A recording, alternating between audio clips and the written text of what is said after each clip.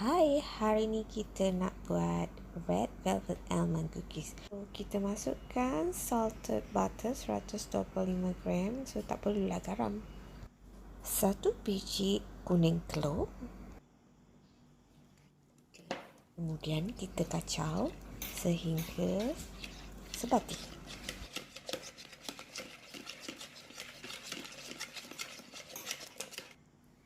Lepas tu kita masukkan 1 sudu kecil esens vanila dan kemudian 1 sudu besar cuka makan. So kita kacau lagi, kacau sampai rata.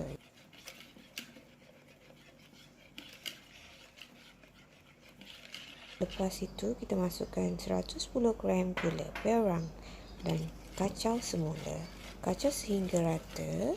Masukkan 1 sudu kecil red velvet marco, iaitu perasa red velvet.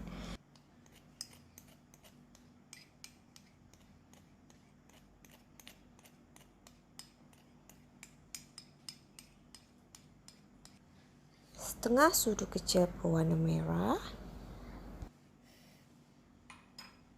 Dan kemudian kita kacau sehingga sekata warnanya.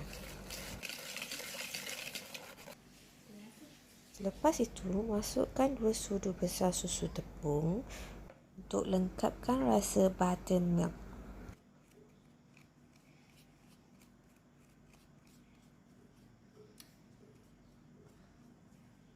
Masukkan suku sudu soda bikarbonat dan 1,5 sudu besar serbuk koko.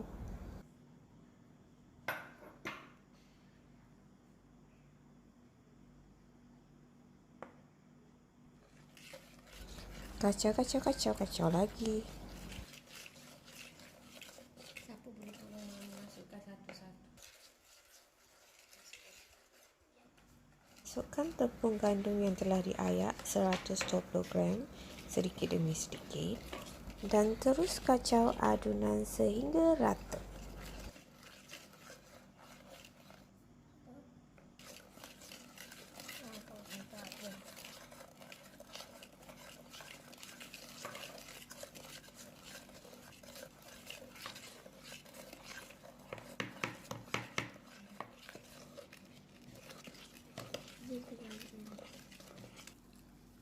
So adunan kita pun dah siap. Kita masukkan 1 cawan badam cincang dan juga 1 cawan coklat chip. Kemudian masukkan white chocolate chip 1 cawan.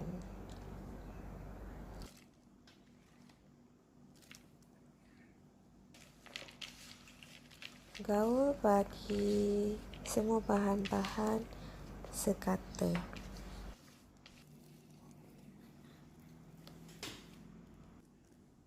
Lepas itu kita wrapkan dengan plastik wrap dan juga masukkan ke dalam peti ais selama 30 minit.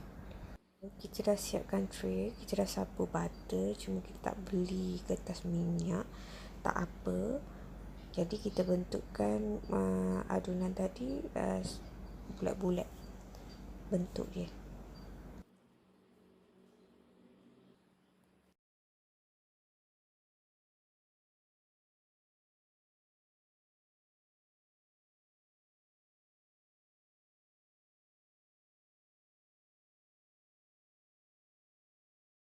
Buat sampai habis lah, ya.